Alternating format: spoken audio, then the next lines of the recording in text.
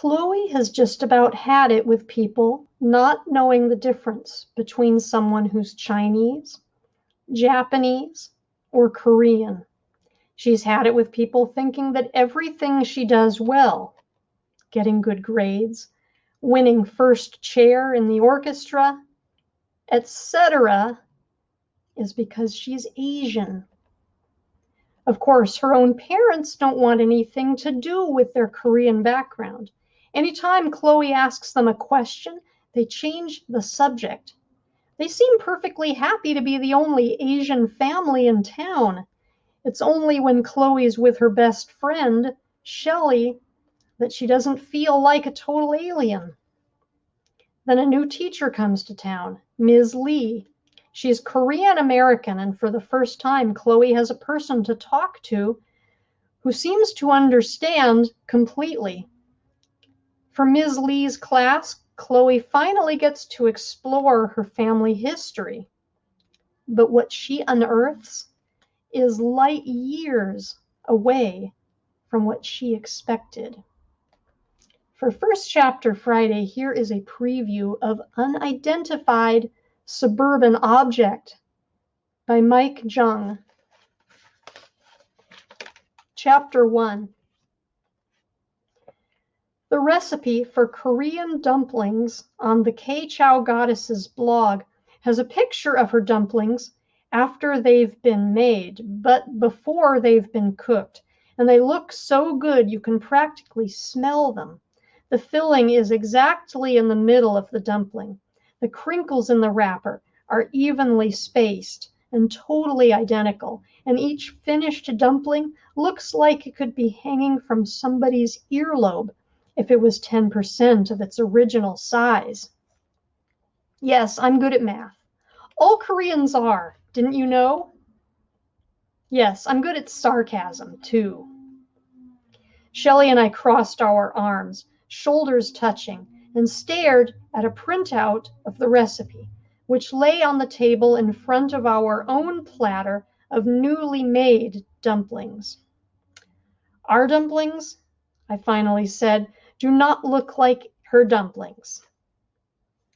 I'm not sure what they do look like. Shelly scratched her nose, leaving a small streak of soy sauce and sesame oil. Baby squirrels? Mutant baby squirrels is more like it. I picked up a dumpling and poked at its edge. You're supposed to fold the round pastry wrappers in half, with a lump of filling in the middle, and seal the edges together with a little bit of water. Our edges kept springing leaks. Mandu, right? Shelly said. Is that what these are? I'm not so sure. They'll probably still taste good, Shelly said in a firm voice, which I totally knew she was going to say. Best friends are predictable like that. Oh yeah, mutant baby squirrels are always delicious. Today, on Survival of the Weirdest, watch as new cast member Chloe eats a mutant baby squirrel. I could totally have my own reality show. Okay, I guess we need to fry the baby squirrels now.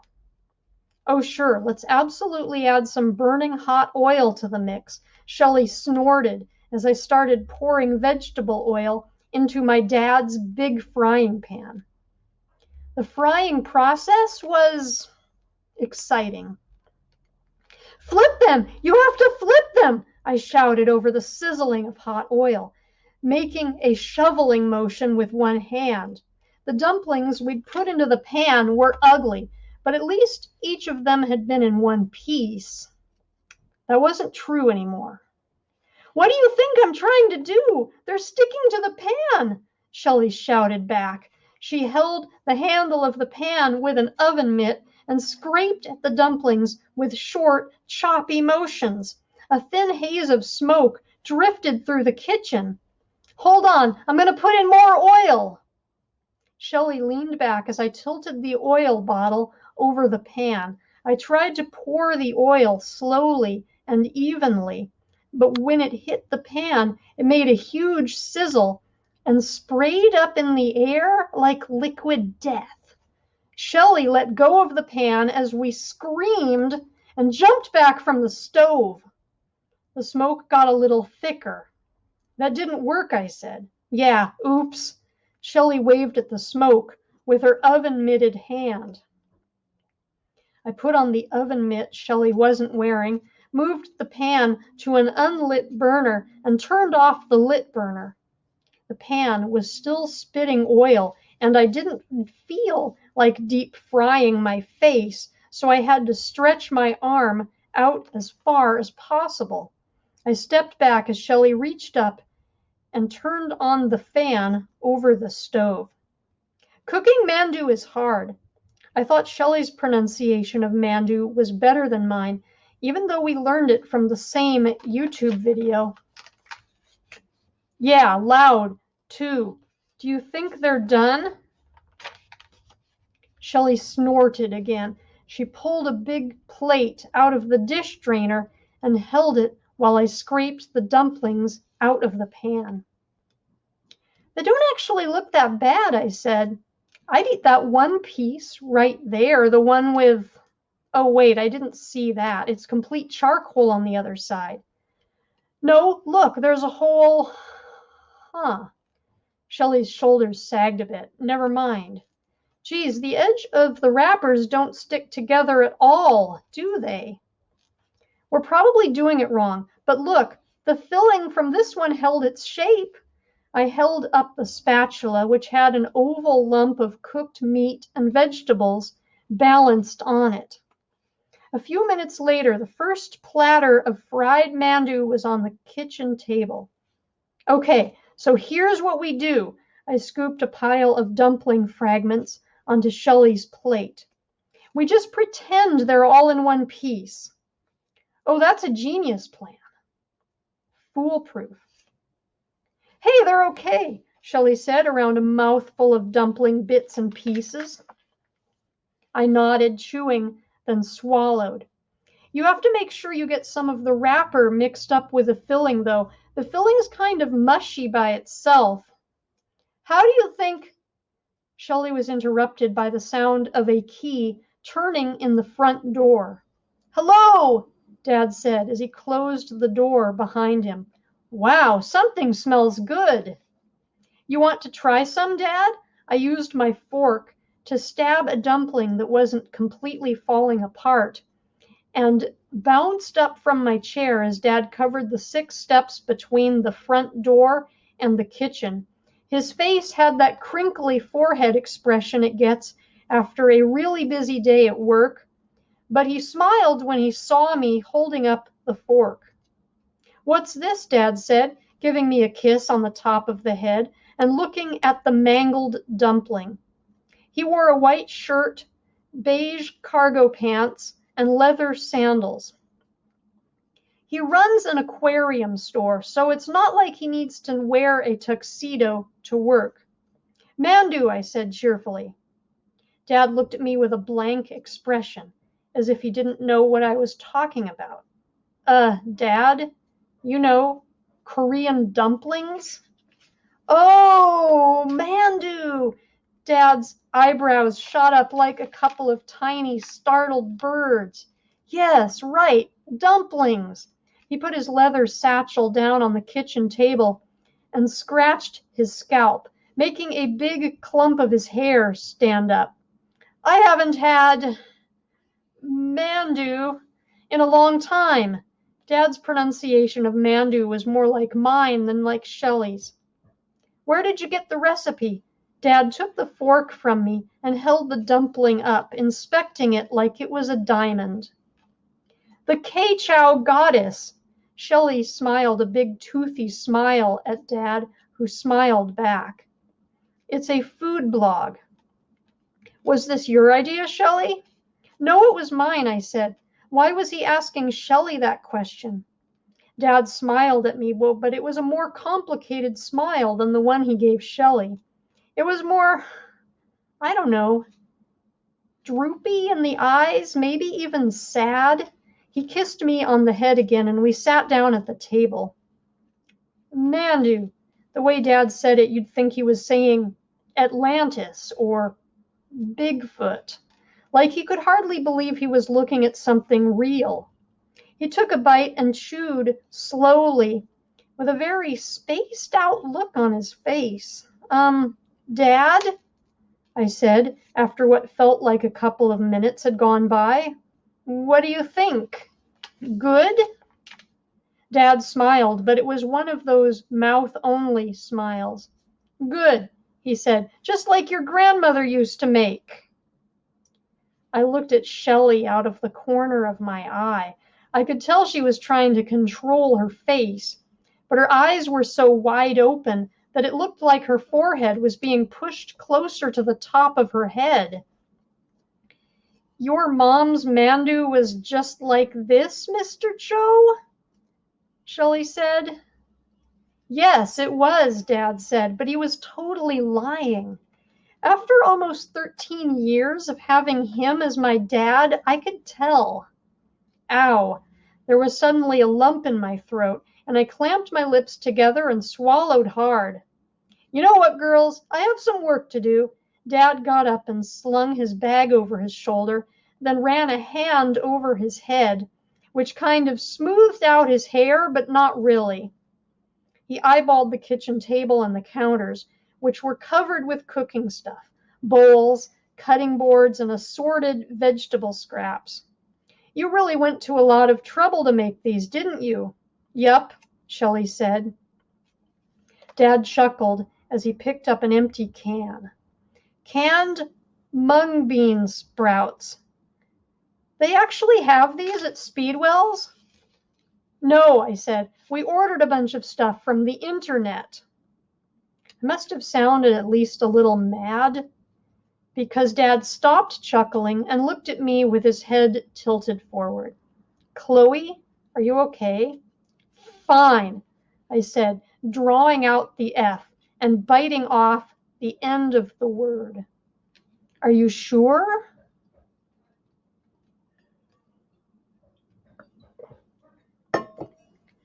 Clueless dads are the worst, aren't they? I let out a gusty lungful of air and smiled at him, sort of. He smiled back and kissed the top of my head again. He started walking toward the master bedroom, but paused in mid-step, turned around, and came back to the table. He gave me a fourth kiss on the head.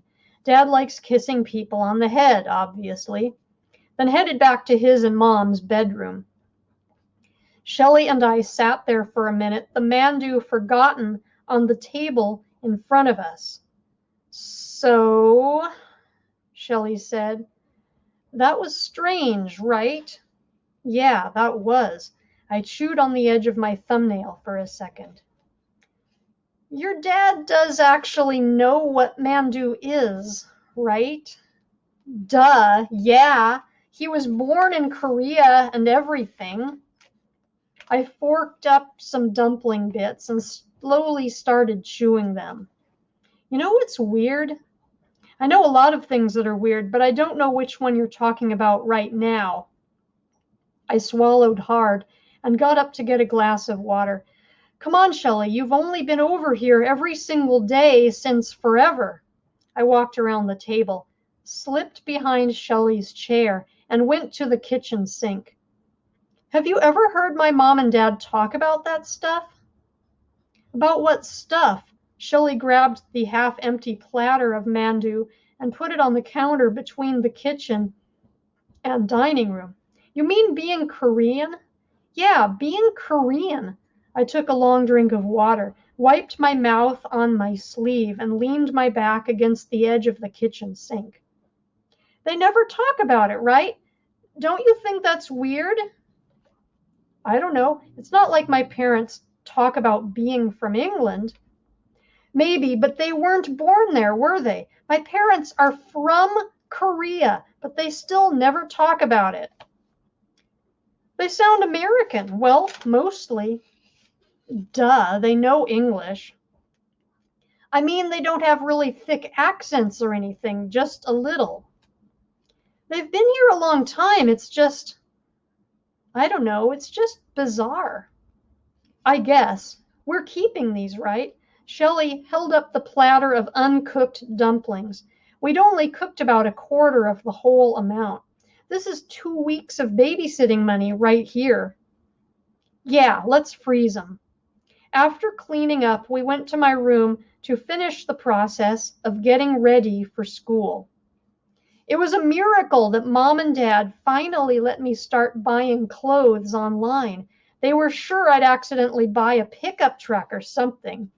But it took 7 years of in-store shopping, which included 3 years of in-store fighting to get there. Shelly must have been thinking the same thing. I can't believe you can finally pick your own clothes.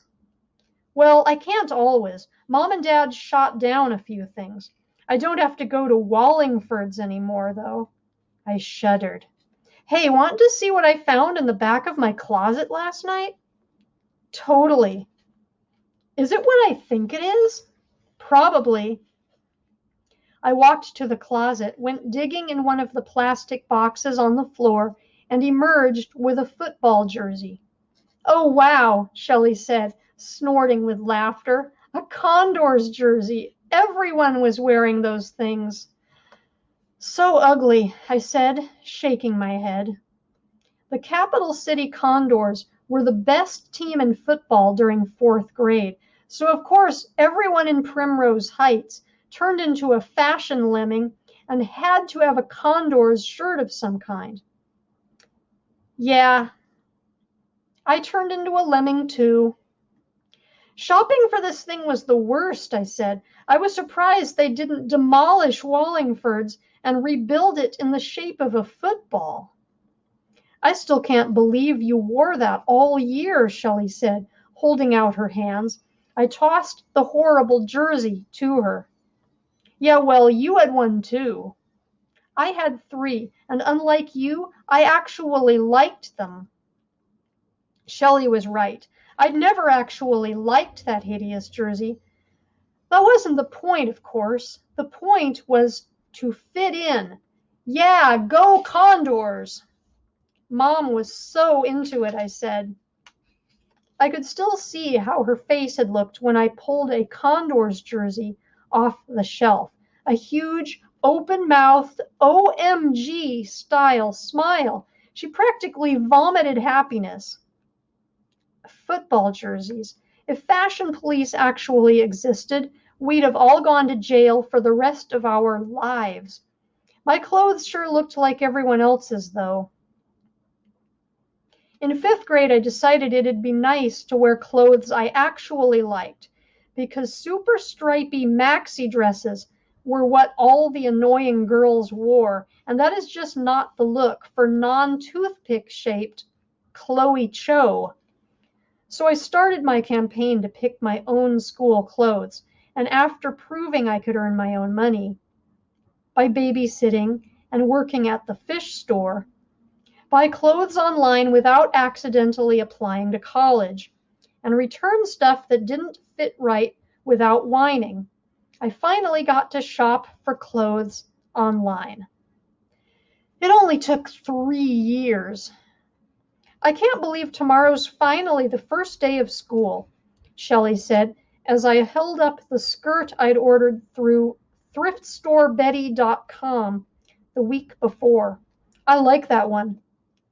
Thanks. And I know, finally. Look, this was a total steal.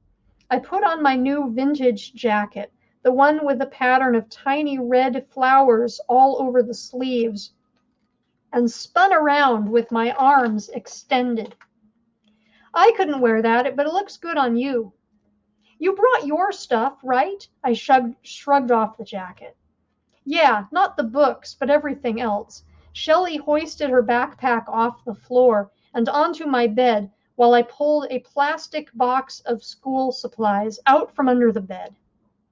We spent a totally awesome hour analyzing notebook designs, organizing markers and pencils, and deciding what buttons to pin on our backpacks before we got around to comparing our class schedules. I groaned. So we only have 3 classes together? That sucks. Yeah, but did you see this one? Shelly pointed at the grid of classes on her schedule. Social studies with Ms. Lee. I saw that. There's no Lee family in Primrose Heights. She must be from out of town. Wild. Shelly grinned her crafty, sideways, I know something you don't grin. Oh, it's even wilder than that, she said. My dad went to the school board meeting last night. Her whole name's Soo Young Lee. Whoa. Seriously? Seriously, I think that might mean she's Asian. My mind was blown. All of the teachers I'd ever had in my entire life were white.